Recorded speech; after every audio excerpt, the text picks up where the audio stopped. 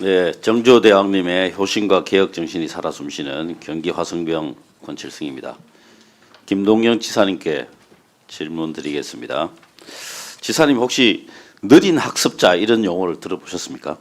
예, 들어봤습니다. 네, 경계선 지능인이라고도 하고 아직 그 개념조차 확실하게 정리된 바가 없기는 합니다. 그렇지만 우리 주변에 굉장히 많이 있습니다. 저는 이분들이 우리 사회의 대표적인 소외계층이고 또 사각지대 계시고 은둔형 외톨이로 살아가는 분들이라고 봅니다. 그런데 이분들 보면 국방 의무까지, 남자의 경우에는 국방의 의무까지도 하고 또 약간의 어떤 적정한 정책적 배려가 있으면은 건강한 사회의 일원으로서 충분히 활동할 수 있는 분들이 많이 있습니다. 뭐 거기까지는 알고 계시죠? 예, 예, 그렇습니다. 그래서 이번에 제가 보니까 경기도에서 경계선 지능 청년 일 역량 강화 프로젝트라고 하는 것을 이렇게 선도적으로 하시는 것을 보고 매우 의미 있다고 생각을 하고 있습니다. 그런데 이 사업이 이제 추진되는 과정에서 학부모님들 또 당사자들이 좀 벽처럼 느낄 수 있는 부분들이 있겠다 싶어서 몇 가지 좀 재연 겸해서 말씀을 드리고자 합니다. 첫째, 이제 소통의 문제가 좀 있는 것 같습니다. 사업 진행 과정에서 이 느린 학습자 부모님들은 사실은 느린 학습자들의 문제점이나 고통 그리고 또 학부모들의 어려운 점 이런 것들을 누구보다 잘 알고 계신 분들인데 이분들을 이 사업을 할 때 좀 의견을 충분히 수렴하는 게 좀 부족하지 않나 싶습니다. 이 부분에 대해서 좀 제가 좀 말씀을 드릴게요. 자료에도 그렇게 돼 있습니다. 뭐 실무자들은 이 내용을 다 스터디를 해서 준비를 하셨을 거니까 잘 알겠지만 또 학부모들은 마음이 좀 틀립니다. 학부모들은 이제 우리 자녀가 사회로부터 이제 배제되어 있다. 그리고 국가가 배려하지 않는다라고 하는 그런 생각들을 많이 가지고 있습니다. 이런 아픔을 보듬는 것부터 이제 시작하시는 게 이 사업의 성패를 가르는데 크게 좌우한다고 생각합니다. 그래서 이 부분에 대해서는 지사님이 좀 챙겨주셨으면 하는데 이 규모가 사업 규모가 150명이었습니다 당초. 그런데 75명으로 변경을 했습니다 반으로. 그 제가 사전까지는 제가 다 자세히 보지는 못했습니다만 이렇게 줄어든 배경도 한번 살펴봐 주셨으면 좋을 것 같습니다. 가능하면 더 많은 사람들이 와서 교육을 받을 수 있도록 사업을 확장해 주시기를 부탁드립니다. 그다음에 또 하나 있습니다. 이 느린 학습자 청년 다수가 아시겠지만 이 사회적으로 은둔형 외톨이 저는 좀 위축형 외톨이도 있다고 봅니다. 사회에서 잘 적응하기가 어려운 부분이 있기 때문에 이제 본인이 스스로 위축되어서 사회로 나가지 않는 그런 사람들이 굉장히 많습니다. 그래서 제가 관련 토론회도 여러 번 했는데 이 30대 후반이나 되는 아들이 집 밖으로 잘 나가지 않는다라고 하는 그런 절박한 심정들을 많이 이야기하고 있습니다. 이분들은 외관으로 보면은 혹은 또 단순하게 그냥 대화만 해서는 전혀 그런 어려움이나 문제점을 갖고 있다는 것을 알 수가 없는 분들이 많습니다. 그래서 이렇게 이제 사회에 나오는 것 자체가 큰 결심인데요. 이렇게 마음의 문을 연 청년들에게 이 웩슬러 지능 검사를 하는데 한 40만 원에서 50만 원 정도 이렇게 비용이 든다고 합니다.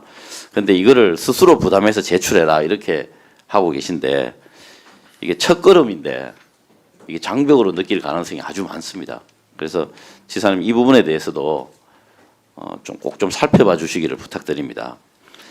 이제 정리해서 말씀드리면은 현장의 목소리 좀 많이 좀 들어주시고요. 그다음에 웩슬러 지능 검사 관련해서 이 결심하는데 많은 어려움을 겪는 사람들입니다. 그 벽을 좀 허물어 주실 것을 부탁드리고요. 그다음에 또 한 가지는 저도 화성시 상공회의소를 찾아가서 이 느린 학습자들에게 적정한 일 교육을 좀 시키고 또 관련된 일자리를 좀 제공하는데 좀 나서 주실 것을 많이 부탁드리고 또 그렇게 하고 있고 화성시에서도 지금 노노 카페나 이런 곳에 배치를 하고 있습니다. 그래서 이 경기도에서도 산하 공공기관 또 경기도 상공회의소 등등에 좀 그 지사님께서 여러 가지 방식으로 좀 배려할 수 있는 길을 찾아주셨으면 합니다. 뭐 간단하게 소회가 있으면 말씀해 주십시오. 예, 저희가 그 소위 이제 경계선 진흥인에 대해서 가장 최초로 이제 이와 같은 프로그램을 만들었고요. 우리 권 의원님 말씀하신 것처럼 당사자 참여 그리고 웩슬러 진행 검사비는 내년부터 지원하도록 하겠습니다. 네, 감사합니다. 그리고 아마 기업들이나 우리 공공기관 문제는 이제 좀 간접적인 방법을 통해서 함께 좀 협의를 한번 좀 하는 기회를 갖도록 하겠습니다. 네, 뭐 국방의 의무까지 한 사람들이 많이 있는데 국가가 너무 배려를 안 하는 것 같습니다. 그다음 질문 드리겠습니다. PT 좀 올려주십시오. 경기도 주요 도시의 이 소방서 현황입니다. 이 보시면 소방서당 관할 인구가 화성시가 거의 100만 명으로 그냥 압도적으로 높습니다. 저 외국인을 제외했기 때문에 100만이 살짝 안 되는데요. 뭐 다른 도시와는 비교가 안 될 정도로 압도적으로 높습니다. 이런 현황은 잘 알고 계시죠? 예, 그렇습니다. 예, 다음 PT 좀 올려주십시오. 소방서당 관할 인구가 많을 뿐만 아니라 3년간 출동 건수 증감률도 화성시가 1등입니다. 이 말은 화성시의 소방 수요가 최근 몇 년 동안 계속 급증하고 있다 이런 의미로 보셔야 되겠습니다. 다음 PT 올려주십시오. 다음 보시면은 2024년 기준 특정 소방 대상물 현황입니다. 특정 소방 대상물은 화재 위험이 있거나 인명 혹은 재산 피해 우려가 있을 때 소방시설을 설치하고 관리해야 되는 대상물입니다. 이 대상물의 숫자가 많으면 소방 수요가 또 많지 않겠습니까? 그것도 보시면 화성시가 일방적으로 압도적으로 많습니다. 그런데 제가 이 말씀을 왜 드리냐면 용인 서부 소방서를 23년 8월에 경기 도정 현안 점검회의 할 때 우리 지사님이 아주 이례적으로 선계청 후청사 건립이라는 방식으로 그 용인 서부 소방서를 신설하셨어요. 정말 훌륭한 방안을 제시하셨다고 봅니다. 화성시에 대해서도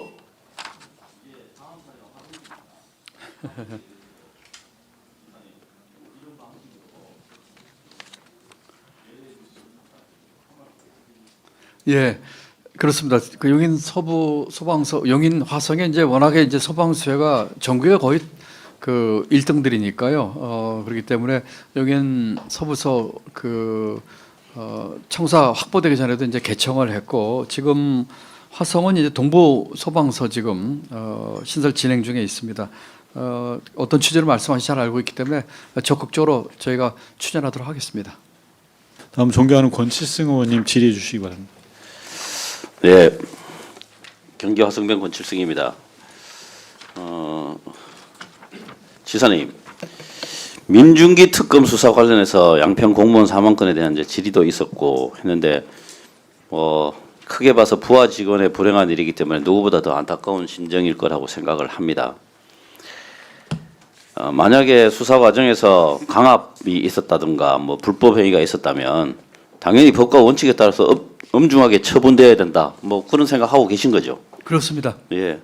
그렇지만 다만 이제 그와 별개로 특검 수사의 본질이 정쟁으로 인해서 흐려지거나 변질되거나 또 그렇게 되어서도 안 된다라는 데도 생각을 동의하시는 거죠. 예, 그게 아까 제가 한 답변 내용입니다. 네.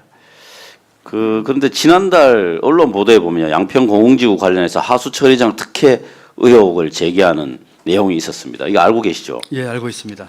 예, 이게 그 과정을 보면 저는 제일 좀 의혹이 가는 게 그 당시로서 이 자체 개인 하수 처리 시설을 갖춘 아파트라고 하는 게 전례가 없다라고 일부에서는 주장을 하면서 특혜 의혹에 힘을 보태고 있습니다.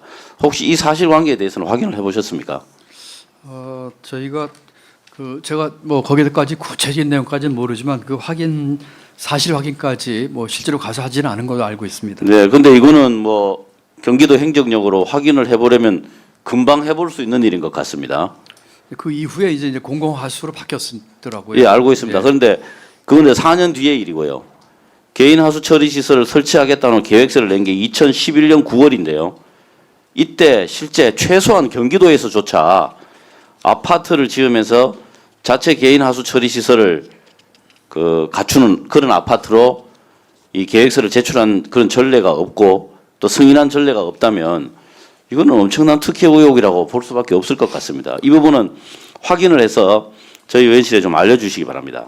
이거는 뭐 사업 자체가 양평군 그 관할 사업이었고 돈은 관여한 바가 없기 때문에 네. 뭐 나중에 사후에 이제 감사 같은 걸 통해서 했지 그 이루어진 당시에는 경기도는 뭐 전혀 그 인지하지 못하는 일이었습니다. 네, 당시에는 인식을 못했겠지만 지금 인식한 시점에서 경기도 전체에서 이런 사례가 있는지 이런 것들은 각 시군에 뭐 공문 조치나 등을 해서 사례를 알아볼 수 있을 것 같습니다. 예, 다른 시군에요. 예, 예, 알겠습니다. 그래서 이거는 사례가 있는지를 좀 확인을 하셔서 알려주시기 바랍니다. 알겠습니다. 예, 그래서 이러한 부분들이 이 특검과는 별도로 경기도 차원에서 좀 확인해봐야 될 것들이 좀 있는 것 같습니다.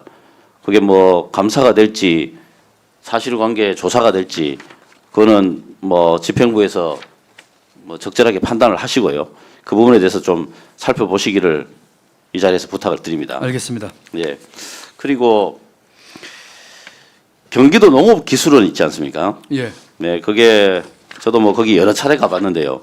스마트팜 또 디지털 육종 이런 미래 농업에 대한 여러 가지 높은 기술과 비전을 갖고 있어서 저도 굉장히 좋아하는 장소입니다. 근데 잘 아시겠지만 이 경기도 농업기술원이 뭐 지금도 그렇지만 그 주변에 개발 계획이 좀 완료된 게 있습니다. 그래서 이 개발 계획이 이제 그 개발이 완전히 완료가 돼서 아파트가 들어서게 되면 지금도 그렇지만 이 경기도 농업기술원이 완전히 아파트 숲속에 있게 됩니다. 그래서 저는 뭐 기술원이 여기에 있는 것보다는 좀 더 농업 기술을 개발할 수 있는 곳으로 좀 옮겨가는 것, 이것을 좀 검토를 해보셔야 된다고 생각하고요. 지금 그 안에 있으면 아마 그 일대 개발 계획이 완료가 되고 나면 공원으로서의 역할밖에 못할 것 같아요. 거기 지금도 뭐 공원으로서 아주 훌륭한 역할을 하고 있기는 한데요. 농업기술원으로서의 역할을 하려면 지금보다 좀 더 적지를 찾아서 이전하시는 게 맞을 것 같고, 공원으로의 역할이 필요한 것은 또 공원으로서 별도로 개발하는 게 맞다고 생각합니다. 그래서 저 화성호 관측지 거기 좀 강력하게 추천을 드리는데요. 이 부분에 대해서 경기도에서 좀 생각하신 바가 있으면 견해를 말씀해 주시기 바랍니다. 의원님, 농업기술원 이전은 그냥 있는 그대로 말씀드려서 이전을 검토한 바가 없고요. 두 가지 이유입니다. 이게 이전하는데 약 60만 제곱미터의 땅이 필요하고 이전비가 4천억 원입니다. 그리고 두 번째는 의원님 말씀하신 그 화성 간척지는 농업기술원 부지로는 이 간척지는 적당하지가 않습니다. 이 두 가지 이유로 해서 지금까지 구체적으로 검토한 바는 없다 이렇게 말씀드립니다.